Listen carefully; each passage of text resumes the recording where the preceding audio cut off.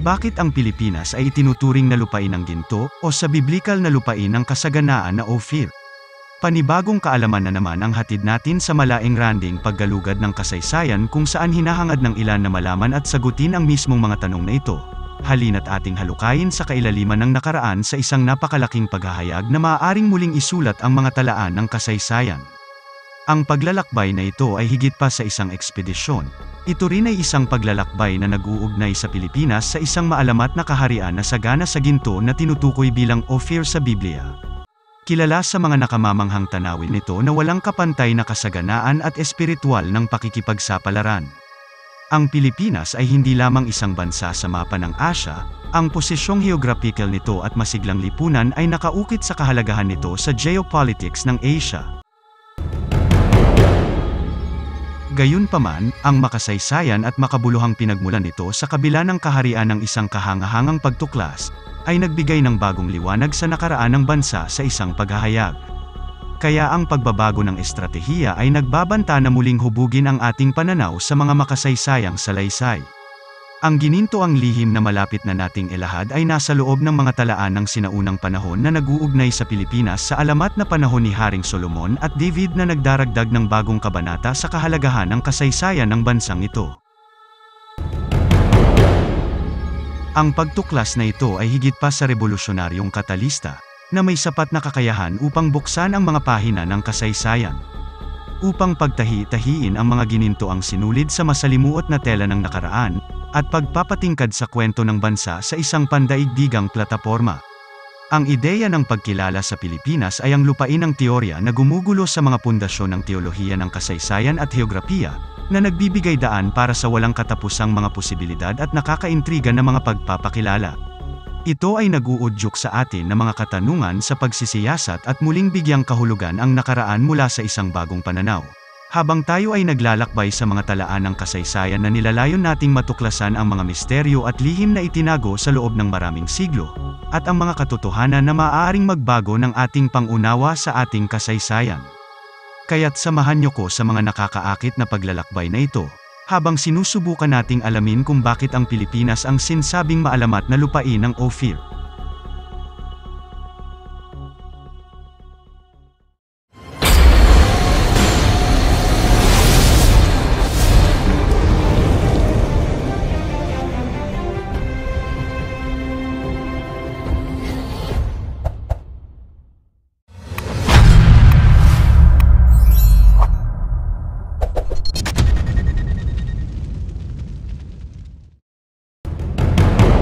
Kamakailan lang naghayag sina Richard Narag, at Isagani Tabilog na ayon sa kanila, ang mga anak ni Joktan kasama na si Sheba at Ophir ay ang mga ninuno noon ng mga taga Southeast Asia. Dahil ang salitang Sephar, ay ang lugar kung saan ang lugar na nanirahan ng mga ito, na nabanggit sa libro ng Genesis na nagangahulugang silangan. Kung saan sumisikat ang haring araw, at ito'y di umano'y tumutukoy walang iba kundi sa bansang Pilipinas. Nito ay ang lugar na bulubundukin na puno ng ginto at kahoy na nara. Ayon sa mga ito, ang mga Kastilang mananakop kabilang si Ferdinand Magellan at ang kasulatang General Collection of Philippines Island-related Documents, ay nagsabi na ang tunay na pangalan ng bansa ay Ophir. Ayon naman sa pagsasaliksik ng grupong The God Culture na naglantad ng maraming ebidensya na nasa Biblia, ang mga sinaunang mapa na ang Queen of Sheba na bumisita kay Haring Solomon ay nagmula di umano sa probinsya ng Cebu. Walang duda na ang grupong The God Culture sila Dr. Richard Narag at Isagani Tabilog ay nagsilbing inspirasyon sa marami, na nagnanais humarap sa katotohanan hinggil sa banal na pinagmula ng mamamayang Pilipino. Dahil sa mga kontribusyon ng mga ito, marahil nasagot na ng milyon-milyong mamamayan ang isa sa pinakamamanghang katanungan, na ang Pilipinas ba ang the land of Ophir? At ang reyna na si Sheba na nabanggit sa Biblia. Kung ito'y nga ay totoo, maaring ang nabigyan ng kabuluhan ang ibig sabihin ng mga ito para sa lahat ng mga mamamayan. Ang Ophir ayon sa Biblia, ay isang lugar na nasa ibayong dagat at mayaman sa likas na yaman gaya ng ginto, pilak, mga matitigas na kahoy, unggoy, pabo at ivory o tinatawag na elepante. Sa puntong may nakuhang ivory na iniregalo kay Haring Solomon, mapapatanong tayo kung saan kukunin ito sa Pilipinas. Ngunit, May mga eksperto na nakahukay ng mga buto ng elepante dito sa Pilipinas kaya't maaaring nagkaroon na tayo ng elepante noon pa man. Mababasa sa mga aklat ng Genesis, ang lugar na ito kung saan nagmumula ang kinakatuwaang mga bagay ni Haring Solomon.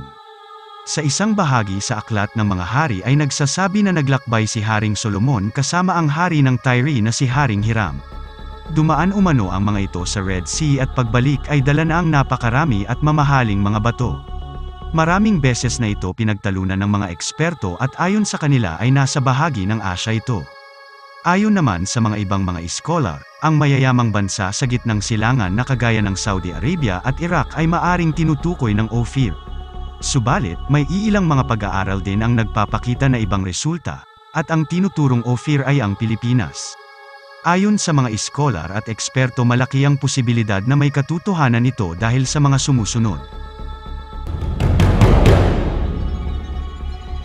Una, sinasabi umano ng Spanish colonial documents na Archivo General de Indias, na para makarating sa Ophir kailangang bumiyahe mula sa Cape of Good Hope ng Africa at dadaan ng India hanggang makarating sa isang grupo ng isla na kaharap ng China na mayaman sa ginto. At pangalawa, ang Pilipinas ang pangalawa sa pinakamaraming deposito ng ginto sunod ng Africa, ayon ito sa Hebrews scholar na si Dr. Narag. May mga karagdagang dahilan pa kung bakit pwedeng sabihin ang Pilipinas nga ang Ophir. Base umano sa nakasulat sa Genesis Kapitulo 10 versikulo 30, na sina Sheba, Ophir, Hawila, Obal at ilan pang anak ni Joktan ay nagpunta sa Sephar sa isang bundok sa silangan. At si Sephar umano ay nasa gilid ng silangang bahagi ng mundo. Sephar din ang tawag ng iba sa Ophir. Ang mga bansang pwedeng makonsidera ay ang China, Indonesia, Japan at Pilipinas. Ayon naman sa Deuteronomy 33:15, ang Sephar ay isang lumang bulubunduki na mayaman sa natural na yaman na bigay ng Haring Araw. Dalawang bansa lamang kung saan sumisikat ang araw, iyan ang Japan at ang Pilipinas. Pero ang sinasabing lupain sa Biblia ay lugar na umaapaw ang ginto, kung saan kinuha ang ginamit sa pagpapatayo sa templo ni Haring Solomon ayon nito kay General. Base ito sa sinaunang impormasyon, na ang Pilipinas ay minsan ang kinilala bilang nangunguna sa pinagkukunan ng ginto, ayon nito kila Morga at iba pa. Isang basehan ng mga eksperto ay ang pagpapagawa di umano ni Haring Solomon ng mga pulutong na sasakyang pandagat. Dahil ang Ophir o Sephar ay hindi iisang pulo lamang. Maraming barko ang ipinagawa sa Ezion Geber, malapit sa baybayin ng Red Sea para mangolekta ng ginto sa mga kumpul-kumpul na isla ng Ophir. Pero maliban sa ginto, nakakuha rin sila ng mga almog wood o ang tinatawag nating nara. Dapat sa Lebanon kukunin ang mga kahoy na ito, pero ang mga mandaragat na nagsidatingan sa Ophir ay nakapagdala din ng napakarami nito, dahil ang lugar ay sagana rin sa mga kahoy. Base rin sa napag-aralan ng mga dalubhasa, ang biyahe mula sa Ezion Geber papuntang Ophir ay aabutin ng 1 taon. Aabutin siya ng 6 na buwan kung papunta ng India sakay sa isang barko na may bilis na 30 milya bawat araw. Mula naman sa India papunta sa Ophir at pabalik sa Ezion Geber ay tatagal na lamang ng 4 na buwan. Ibinase nila ito sa distansya at tanging ang Pilipinas ang pasok sa distansyang ito.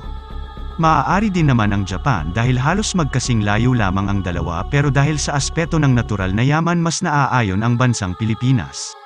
Ang isa pang rason kung bakit naniniwala ang ibang mga iskolar sa posibilidad na ang Pilipinas nga ang Ophir, ay dahil sa binanggit sa libro tungkol sa temperatura nito. Sinasabi hindi ito malamig at hindi rin mainit, sa makatuwid ang Sephar o Ophir ay may tropikal na klima kagaya ng klima ng Pilipinas. Mahahanap din ang Ophir sa Middle Earth at marami din bansa ang pwedeng ikonsidera pero dahil sa klima hindi maari ang Japan o China dahil malamig ito lalo kung bumabagsak ang niebe. Dinagdag pa ang kulay ng mga suot ng mga taga-Ophir na sinabi sa Girmia 10:9, nakasuot umano ang mga ito ng asol at ube. Ayon naman sa mga historians ang mga Pilipino ay mahilig sa mga kulay asol at ube na mga kasuotan, makukulay ang mga kasuotan noon at matitingkad ang kulay ng asol at ube. Ang namumukod tangi sa kanilang mga damit, maging ang mga perlas na kinatutuwaan ni Haring Solomon ay maaaring galing din sa karagatan ng Pilipinas.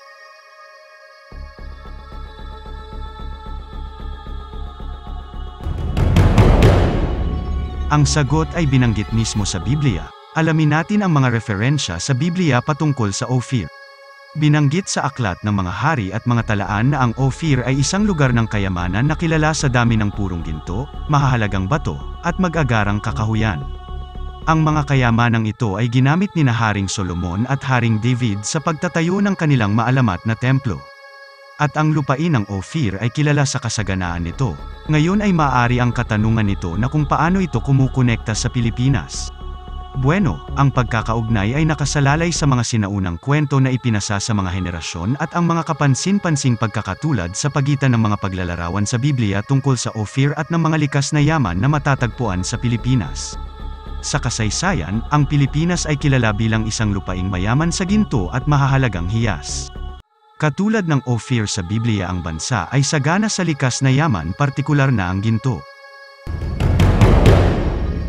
Tinawag ito ng mga manlalakbay na mga Espanyol na Islas del Oro o Isla ng Ginto, nang dumating sila noong ika-16 na siglo. Lalong lumalalim ang koneksyon kapag isasaalang-alang natin ang mga biblikal na figurang kinasasangkutan ni na Haring Solomon at Haring David na kilala sa kanilang karunungan at kapangyarihan ay mga figurang may malaking kahalagahan sa kasaysayan ng Biblia. Ang mga tradisyong pasalita sa Pilipinas ay binabanggit ang isang panahon kung saan ang kanilang mga ninuno ay nakipagkalakalan sa mga makapangyarihang hari at bansa na nagmumungkahi ng posibleng mangyari na nauugnay sa mga biblical figure na ito. Bukod dito, binanggit ng Biblia na ang paglalakbay sa Ophir ay tumagal ng 3 taon na nakaayon sa mga makasaysayang talaan ng paglalakbay sa dagat mula sa Israel hanggang sa malayong silangan. Lalo nitong pinalalakas ang pag-aangkin ng Pilipinas bilang ang maalamat na lupain ng Ophir.